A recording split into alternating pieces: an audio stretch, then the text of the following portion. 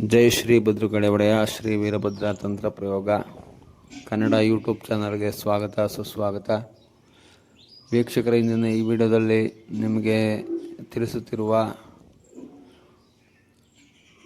ಪರಿಚಯಿಸುತ್ತಿರುವ ಒಂದು ಅತ್ಯದ್ಭುತವಾಗಿರ್ತಕ್ಕಂಥ ಒಂದು ಮಾಹಿತಿ, ಒಂದು ಪ್ರಯೋಗ, ಹೊಟ್ಟೆಗೆ ಹಾಕೋದು ಅಂತಂದ್ಬಿಟ್ಟು ಎಲ್ಲ ಕರೀತಾರಲ್ಲ, ವಿಷಕಾರಿಯಾಗಿರ್ತಕ್ಕಂಥ ಪದಾರ್ಥಗಳನ್ನು ಹೊಟ್ಟೆಗೆ ಹಾಕಿ ಅದನ್ನು ಸಂಪೂರ್ಣವಾಗಿ ಮನುಷ್ಯನ ಕುಗ್ಸೋ ಅಂಥ ಒಂದು ಪ್ರಯೋಗ ಇದು. ಅಂದರೆ ಶತ್ರುಗಳು ಕಾಟ ಜಾಸ್ತಿ ಆಗಿ, ಶತ್ರುಗಳು ನಮಗೆ ಜಾಸ್ತಿ ತೊಂದರೆ ಕೊಟ್ಟು, ಶತ್ರುಗಳಿಂದ ನಾವು ಹಿಂಸೆ ಪಡ್ತಾಯಿದ್ರೆ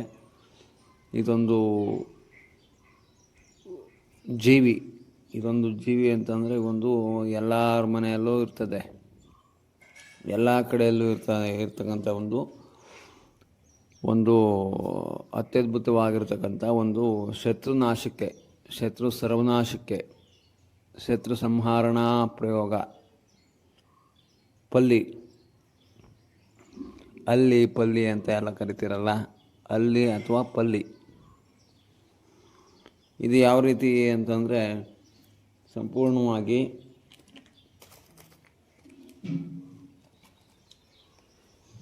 ವಾಮ ಮಾರ್ಗದಲ್ಲಿ ಈ ಅಲ್ಲಿ ಪಲ್ಲಿ ಅಂತಂದ್ಬಿಟ್ಟು ಇವಾಗ ನಿಮ್ಗೆ ತೋರಿಸ್ತಾ ಇದ್ನಲ್ಲ, ಇದನ್ನೇ ಅಲ್ಲಿ ಪಲ್ಲಿ ಅಂತಂದರೆ ಇದೇನೆ. ಕೆಲವೊಂದು ಕಡೆ ಅಲ್ಲಿ ಅಂತಾರೆ, ಕೆಲವೊಂದು ಕಡೆ ಪಲ್ಲಿ ಅಂತಾರೆ, ಆಯಿತಾ.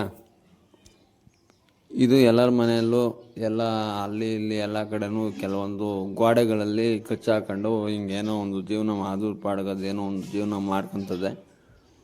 ಅಂದರೆ ಇದನ್ನು ನಾವು ಸಾಯಿಸಿ ಅದನ್ನು ತಗೊಂಬಂದು ಪ್ರಯೋಗ ಮಾಡಬಾರ್ದು, ಆದಷ್ಟು ಕದೆ ಸತ್ತೋಗಿರಬೇಕು,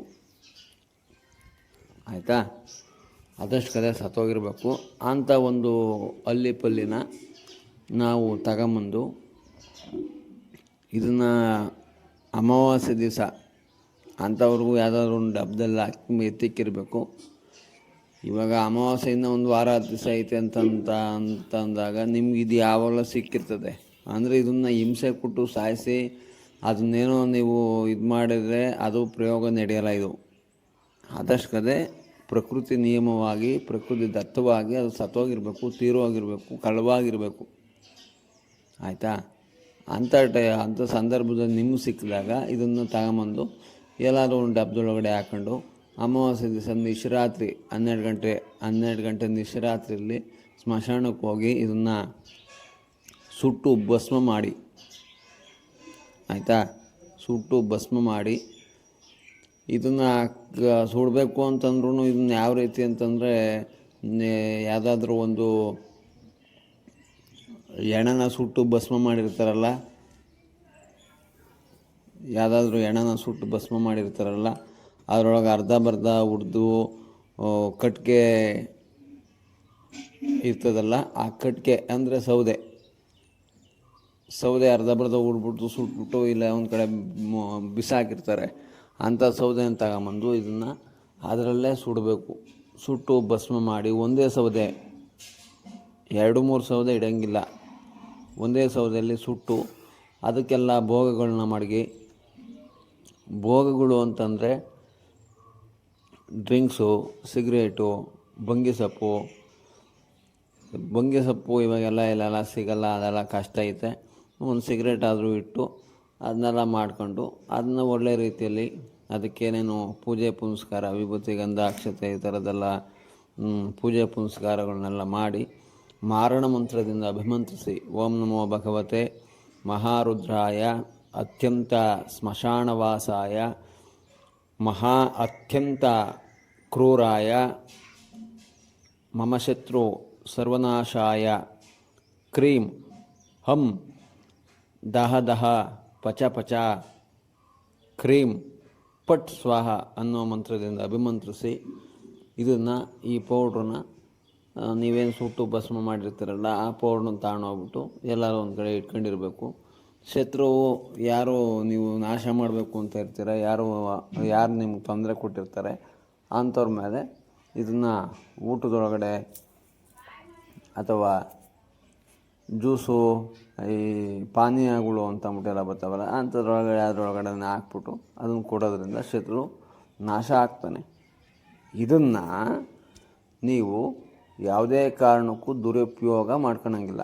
ದುರುಪಯೋಗ ಅಂತಂದರೆ ಕೆಲವೊಂದು ಒಳ್ಳೆಯ ವ್ಯಕ್ತಿಗಳಿಗೆ ಅವರೇನು ನಿಮ್ಗೆ ತೊಂದರೆನೇ ಕೊಟ್ಟಿರಲ್ಲ ಅಂಥವ್ರ ಮೇಲೆಲ್ಲ ದೌರ್ಜನ್ಯ ಮಾಡೋದು, ದಬ್ಬಾಳಿಕೆ ಮಾಡಿ ಇಂಥ ಪ್ರಯೋಗಗಳನ್ನ ಮಾಡೋಂಥದ್ದು, ಈ ಥರದ್ದೆಲ್ಲ ಮಾಡಬಾರ್ದು.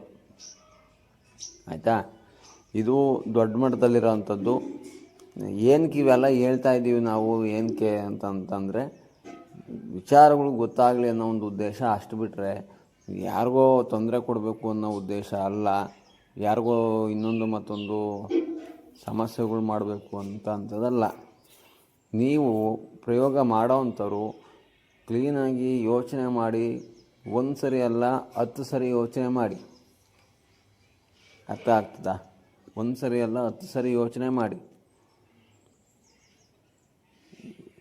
ನೀವು ಏಕಾಏಕಿ ಒಬ್ಬ ವ್ಯಕ್ತಿಗೆ ತೊಂದರೆ ಕೊಡೋ ಅಂಥದ್ದು ತಪ್ಪಾಗ್ತದೆ.